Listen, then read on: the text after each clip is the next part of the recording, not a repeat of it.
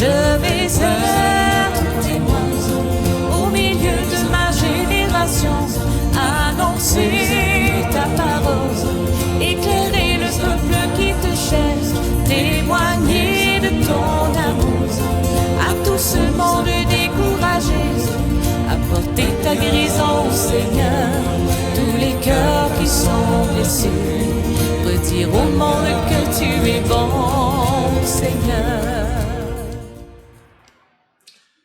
Bien-aimés dans le Seigneur, je vous salue au nom puissant de notre Seigneur Jésus-Christ, que l'amour de Dieu le Père, la grâce de Jésus notre Seigneur et la communion du Saint-Esprit soit votre lot au quotidien. Je prie Dieu vraiment que vous soyez en santé, je vous espère vraiment, en bonne forme. La parole de Dieu dit que vous soyez prospères à tous égards et en santé selon que l'état de votre esprit. Alors, je voulais justement vous aider à fortifier votre esprit pour que justement le reste, la prospérité et la santé puissent s'y conformer. Alors, aujourd'hui, je voulais vous parler vraiment de quelque chose, je pense, de très, très important qui nous engage tous en tant que chrétiens, chrétiennes. Donc, la question, c'est une question que je me suis posée et c'est une question que je vous pose pour que nous puissions réfléchir ensemble là-dessus. Chrétien, chrétienne, qu'as-tu fait de ce nom? Qu'as-tu fait de ce nom? Chers amis, chers frères et sœurs, c'est important que nous puissions réaliser que Dieu compte sur nous. Dieu compte sur nous. La parole de Dieu dit que Dieu nous a créés un peu moindre que lui. Cependant, il nous a établis sur cette terre. Il a tout soumis à notre autorité. Dieu compte sur nous ici sur la terre. Il compte sur nous.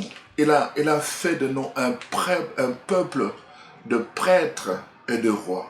Il compte sur nous sur la terre pour transformer de vie. Il compte sur nous pour que de vie change ici sur la terre. Il compte sur nous pour que les larmes soient essuyées ici sur la terre. Dieu compte sur nous pour que des cœurs brisés soient restaurés ici sur la terre. Dieu compte sur nous. Il compte sur nous pour que la souffrance de personnes soit allégée ici sur la terre. Dieu compte sur nous. Il compte sur nous pour que ceux qui chancellent, n'est-ce pas, puissent être fortifiés. Dieu compte sur nous, chers frères et sœurs. Dieu compte sur nous pour que, n'est-ce pas, le peuple de la terre puisse le reconnaître comme Dieu. Qu'il puisse dire Yahweh est Dieu et que Jésus-Christ est le Seigneur. Dieu compte sur nous. Dieu compte sur nous d'aller dans le monde entier et de faire cela. Voyez-vous, c'est vraiment très très important. Dieu compte sur des hommes et des femmes, n'est-ce pas? Des hommes et des femmes qui ont un témoignage vivant de son amour. Des hommes et des femmes qui ont une conscience éclairée de leur responsabilité en tant que chrétiens à cause de ce nom qui porte le nom du Christ. Dieu compte sur eux.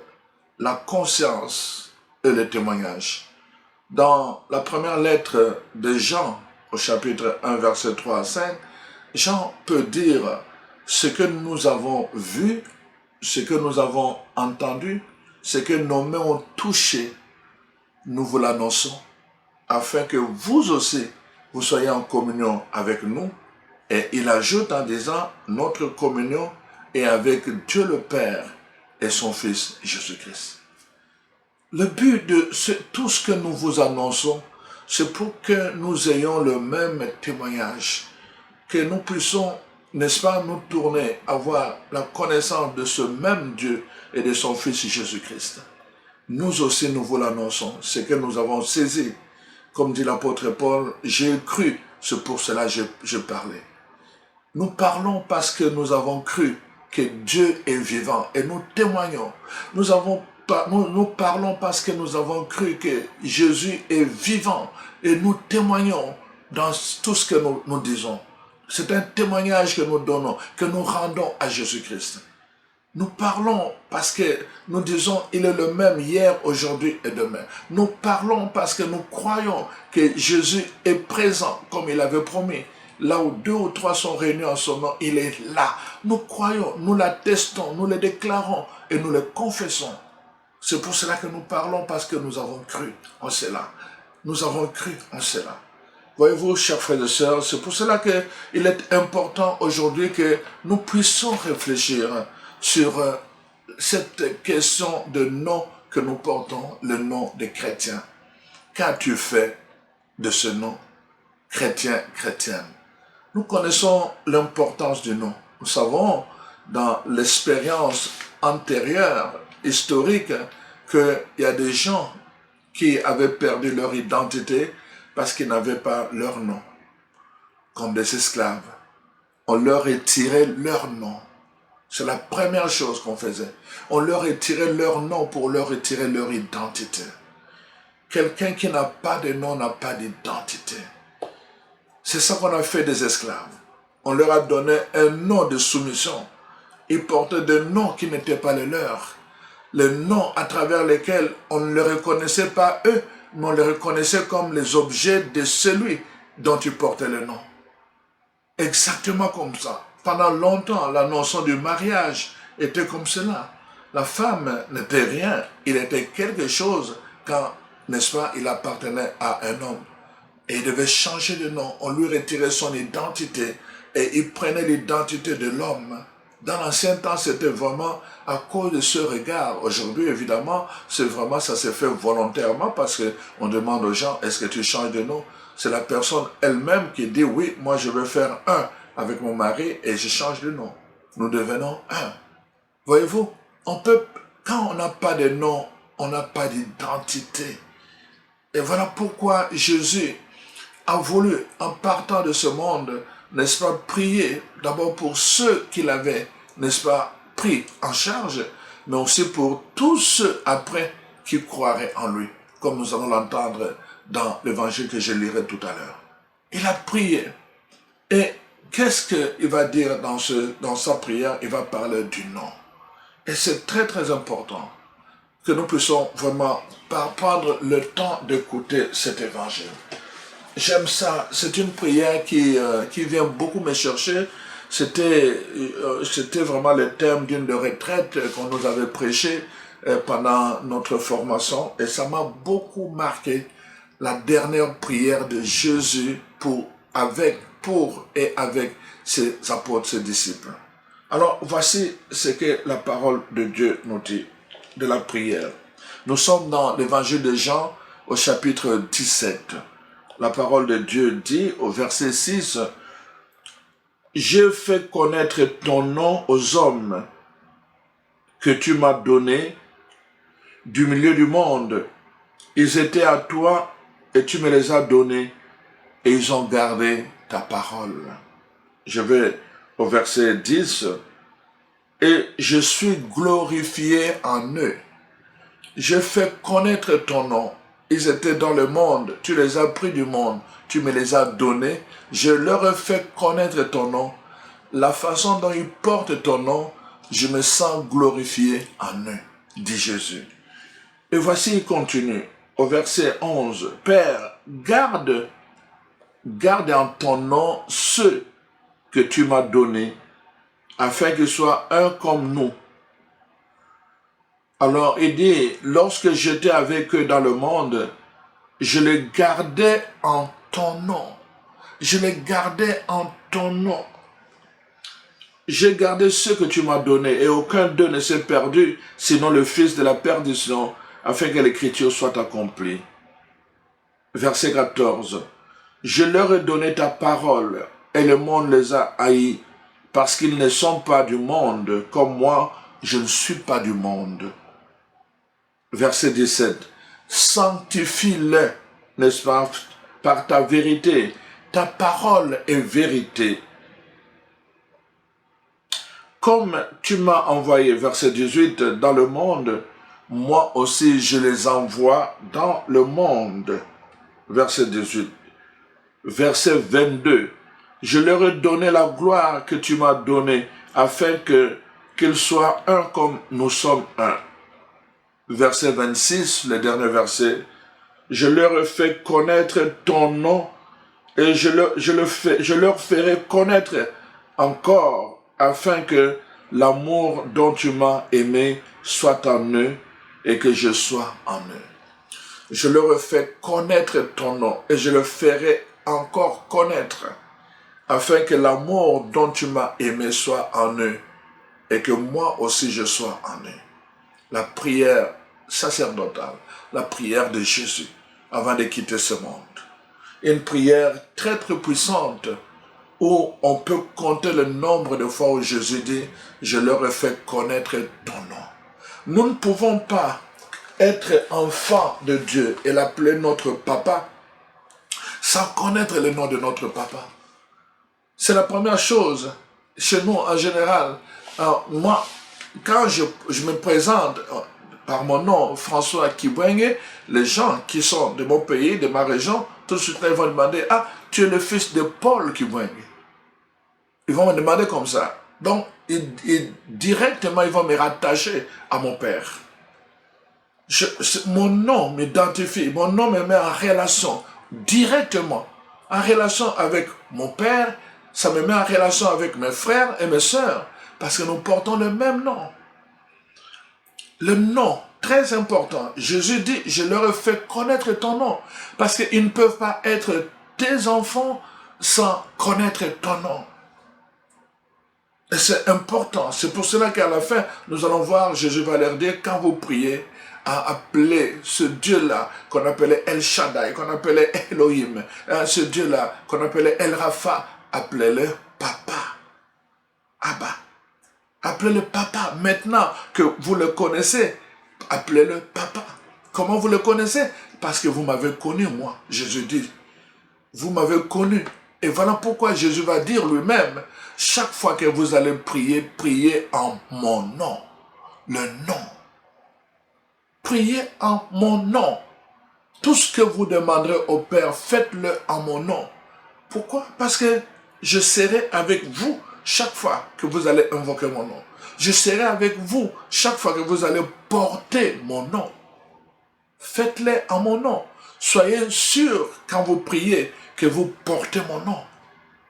Soyez sûr que vous êtes revêtus de mon nom, de la puissance de mon nom, de l'identité de mon nom. Parce que je vous ai dit, le nom, c'est une identité. Quelqu'un qui n'a pas de nom n'a pas d'identité. Le nom, c'est une relation. Quelqu'un qui n'a pas de nom ne peut pas être en relation. C'est pour cela que vous voyez aujourd'hui de plus en plus, tous ces hommes qui ont été, ces femmes qui ont été des enfants d'esclaves, sont toujours en train d'aller rechercher, dans leur histoire pour retrouver leur en fait, comment je veux dire, le trace de leurs origines à travers le nom.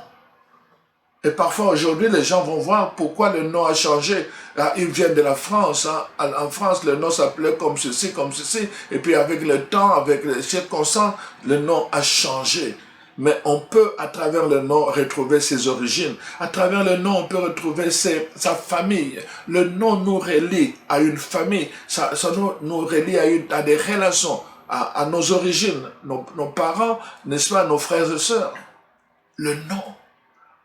Alors, voilà pourquoi. Donc, c'était une introduction que nous comprenons. Jésus était préoccupé par cela. Faire connaître le nom du Père à ses apôtres. Et jusqu'à leur révéler que c'est Papa. Yahweh, hein, Yahweh, le Dieu d'Abraham, d'Isaac, de Jacob, c'est aussi votre Papa.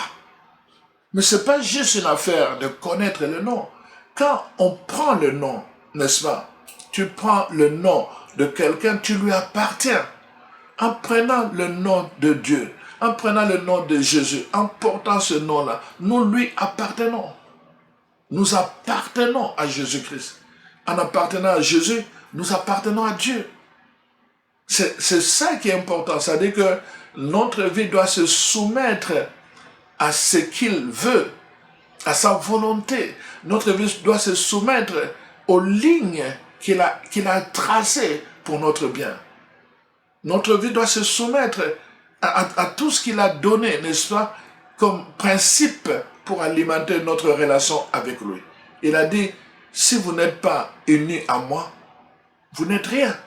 Vous allez sécher comme une branche.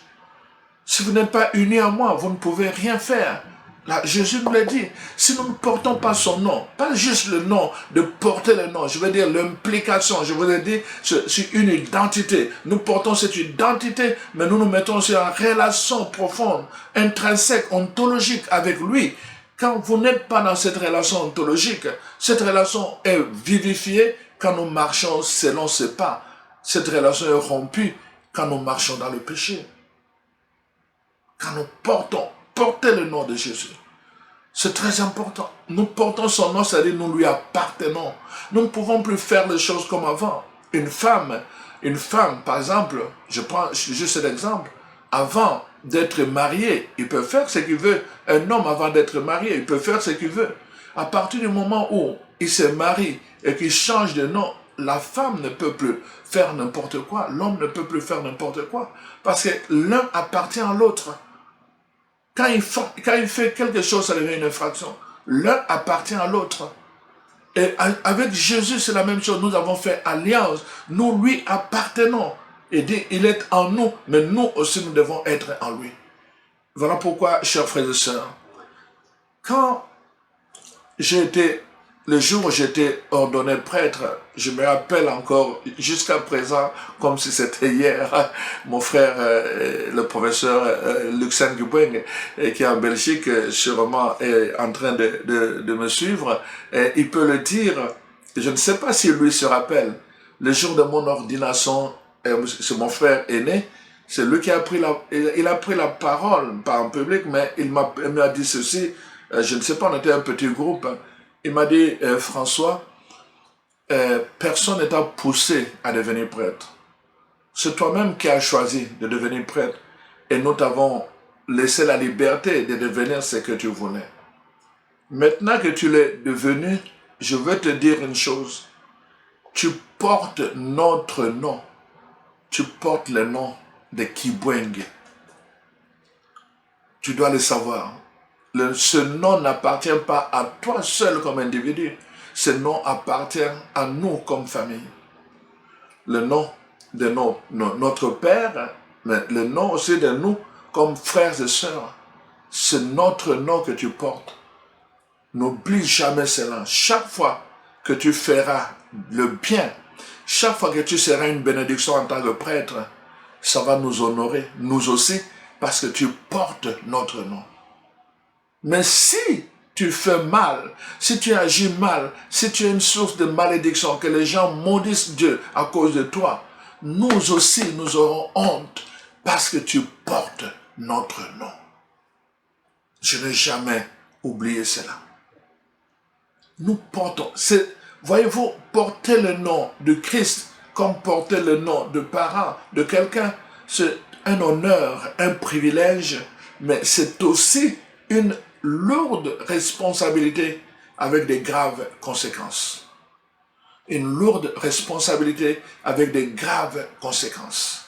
Nous avons vu, n'est-ce pas, avec tout ce qui s'est passé, n'est-ce pas, avec le prêtre pédophile, ce que ça a créé comme émoi dans l'église, des gens qui ont décidé de quitter l'église, les gens qui ont décidé d'abandonner les relations à Dieu, des gens qui ont abandonné leur foi simplement à cause du contre-témoignage de serviteurs de Dieu.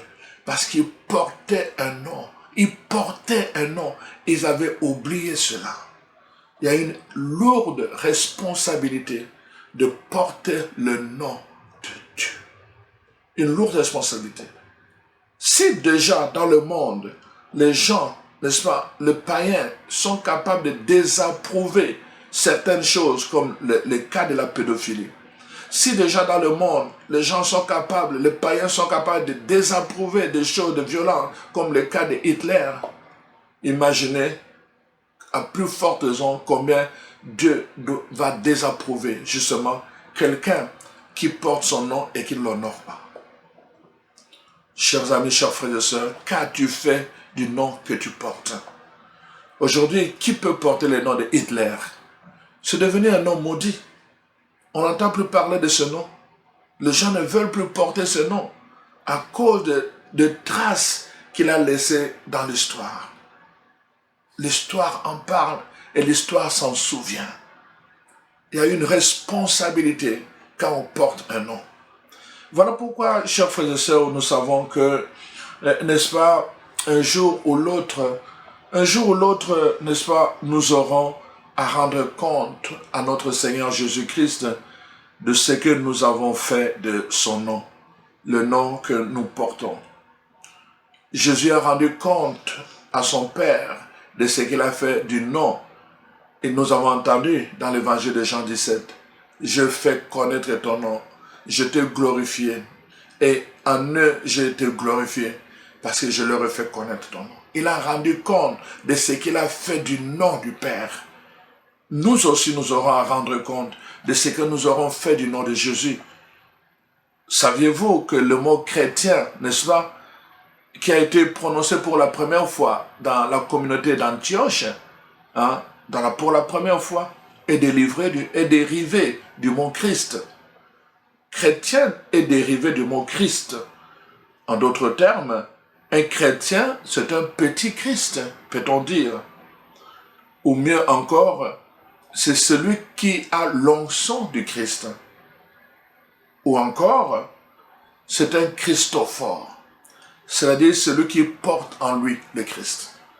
Un chrétien a l'onction du Christ. Un chrétien, c'est un petit Christ. Un chrétien, c'est un Christophore. Il porte en lui le Christ. Il porte pas seulement le nom, mais l'identité et l'être. L'identité, c'est l'être. Il porte l'être du Christ en lui. Un chrétien. Nous devons vraiment nous rappeler cela. Dans 1 Pierre 3, verset 15, la parole de Dieu dit « Soyez prêts à rendre compte de l'espérance qui est en vous, à quiconque vous le demande. » Ça, il s'agit de notre espérance, nous dit, n'est-ce pas toujours Paul, sur le Christ. L'apôtre Paul dit notre espérance sur le Christ. Nous devons être prêts à rendre compte du Christ qui est en nous, à quiconque nous le demande. Être prêt, rendre compte, c'est ça. Qu'as-tu fait? Comment rends-tu compte de la présence du Christ qui est en toi, mon frère, ma soeur? Rendre compte, c'est rendre manifeste. Comment rends-tu manifeste cette présence du Christ qui est en toi? C'est donner, n'est-ce pas, à nos compagnons d'aujourd'hui, aux compagnons de notre humanité, le goût du sel qui est en toi, le goût de la vie en Christ, le goût de la vie chrétienne, pour tout dire. Dans cette maison, ce qui rend manifeste, n'est-ce pas, l'électricité, c'est la lumière. On sait qu'il y a l'électricité dans cette maison parce qu'il y a la lumière. Et toi, chrétien, comment rends-tu manifeste la vie du Christ, la présence du Christ, l'être du Christ qui est en toi? En devenant chrétien, nous avons promis, n'est-ce pas, de renoncer au mal et de suivre Jésus-Christ. Nous faisons cette promesse chaque année lors de la cérémonie de la veillée pascale. Nous avons pris sur nous le nom du Christ et nous avons promis, n'est-ce pas, de respecter ses commandements. En retour, il nous a donné une mission d'être le sel de la terre et d'être la lumière du monde. Il nous a demandé de produire beaucoup de fruits qui demeurent, afin que les gens nous reconnaissent comme ses disciples. Nous devons produire des fruits qui nous identifient, des fruits qui nous identifient, qui identifient la présence de Christ qui est en nous. Il y a des fruits. Parce que quand nous n'avons pas ces fruits-là, et que nous produisons des fruits qui sont contraires à ces fruits, alors ça montre que nous pouvons porter, nous sommes des tricheurs qui portons le vêtement du Christ, mais en réalité, au-dedans de nous, le trône qui est dans notre cœur, c'est un trône qui est en rébellion avec Jésus-Christ. Chers frères et sœurs, dans le livre des Proverbes souligne l'importance, n'est-ce pas, d'avoir un nom respecté, la réputation. La Bible dit dans Proverbe 22:1, la réputation ou la renommée est préférable à des grandes richesses et la grâce vaut mieux que l'argent et l'or. La renommée, la réputation, avoir une bonne réputation du nom que nous portons, la réputation du nom de chrétien, est préférable à l'or, à l'argent, à des grandes richesses, la réputation. Comment nous donnons une bonne réputation à l'identité de chrétien que nous avons reçue à cause du Christ? Qu'as-tu fait? Qu'avons-nous fait de ce nom dans notre vie de tous les jours, mon frère, ma soeur? Comment tu vis cela dans ta vie comme chrétien, dans ta relation au jour le jour? Combien de fois tu parles avec Christ? Combien de fois tu es en communion avec lui? Combien de fois tu ravives ta relation avec la source? Combien de fois? Combien tu vis? Comment tu vis cette présence de témoin, n'est-ce pas, dans ta vie, dans ton couple, dans ta famille, dans ton lieu de travail? Qu'as-tu fait du nom du Christ? Qu'as-tu fait du nom des chrétiens là où tu es, partout où tu es? Il y a une question qui nous est posée. Voyez-vous, chers frères et sœurs, même le monde reconnaît, n'est-ce pas, les hommes et les femmes qui ont passé sur cette terre en y laissant une empreinte. Le monde va les honorer. Pourquoi? Parce qu'ils ont eu une bonne réputation. Le monde tient à se souvenir d'eux à travers leurs œuvres. C'est pour cela que nous allons voir cette habitude de donner des noms, n'est-ce pas, à des personnages importants, de donner leur nom aux monuments, n'est-ce pas, aux rues, aux écoles. On va appeler, n'est-ce pas, rue Saint-Patrick, rue Saint-Patrick. On va appeler l'université de Laval à Montréal à cause n'est-ce pas, de cet évêque Laval. N'est-ce pas, de Monseigneur Laval. On va appeler, au Congo à cause de notre premier ministre, le premier ministre martyr, n'est-ce pas, Lumumba. On va appeler boulevard Lumumba pour se souvenir de ces gens-là. On va appeler telle chose. C'est comme ça, les gens ont l'habitude. Le pont Jean Cartier ici, n'est-ce pas, à Montréal. Donc on va aller aux États-Unis, partout dans le monde. Il y a toujours des noms comme ça qu'on va donner à des bâtiments, à des ponts, à des écoles, à des lieux, au parc, simplement pour se souvenir de ces gens qui ont fait quelque chose de bien. Voyez-vous, même le monde sait approuver le bien quand quelqu'un a fait le bien pour l'honorer, honorer son nom après sa vie ici sur la terre. Le monde aussi peut désapprouver le nom de quelqu'un. Quand on découvre après coup que telle personne a fait ceci, cela, et les gens vont retirer son nom. On va changer son nom. L'œuvre qui porte son nom, on va donner un autre nom pour le renier. Voyez-vous, qu'as-tu fait toi du nom de Jésus? Il est bon de se poser toujours cette question. Et si Jésus était là, aurais-je pensé, parlé, agi de telle ou telle manière? La parole de Dieu nous dit Jésus est là. Il est là, effectivement. Il est toujours là, parce qu'il a promis. Mon frère, ma soeur, laisse-moi terminer cet enseignement en te rappelant que dans l'évangile de Matthieu, chapitre 25, ça nous parle de ce jour-là. De ce jour-là où nous nous tiendrons devant le trône du roi des rois, n'est-ce pas?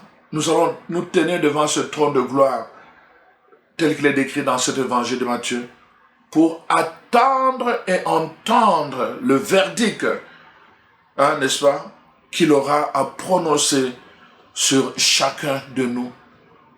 Saurons-nous être comptés parmi le béni de Dieu? Comme il dit, venez le béni de Dieu, entrez dans la joie de votre maître. Saurons-nous être comptés parmi les bénis de Dieu? Le béni pour avoir combattu le beau combat de la foi, pour avoir achevé notre course sur la terre, pour avoir gardé la foi jusqu'au bout, pour avoir honoré, sanctifié le nom de Dieu. Saurons-nous être comptés parmi ces gens-là? Ma prière en te partageant vraiment cet enseignement, c'est vraiment juste t'amener à une prise de conscience. Mon frère, ma soeur, n'oublie pas, quel que soit l'endroit où tu es, que tu sois seul, que tu sois en public, n'oublie pas que tu portes avec toi un nom, le nom du Christ, et que tu as une grande responsabilité, que tu dois honorer ce nom, que tu dois témoigner de ce nom, que tu dois rendre manifeste la présence, l'identité de ce nom qui est en toi, comme l'ont fait le martyr, le saint, et toutes ces personnes dont la Bible parle comme des témoins de la foi. des gens qui ont su honorer le nom de Dieu. Ma prière, c'est que toi aussi, ton nom puisse être inscrit dans le livre de vie, parce que tu auras compris que tu portes un nom sacré, un nom de gloire, et que tu auras passé ta vie sur la terre en glorifiant Dieu à travers le nom de Jésus que tu portes, le nom des chrétiens. Que le Seigneur, par la puissance du Saint-Esprit, vraiment, puisse te fortifier puissamment dans ton être intérieur, dans cette identité profonde de chrétien et de chrétienne, l'identité qui te met en relation avec le Christ, ton identité d'une nouvelle créature. Tu es une nouvelle créature parce que tu as reçu Jésus, parce qu'il est entré dans ta vie. À cause de cette identité, une identité nouvelle, que tes attitudes soient renouvelées, que ton cœur soit renouvelé, que ton esprit soit bien disposé, que tous tes comportements puissent être ajustés par rapport à cette identité pour que ta vie honore ton Seigneur et Sauveur Jésus-Christ. Qu'il en soit ainsi dans ta vie. Qu'il en soit ainsi au nom de Jésus. Sois béni. Amen.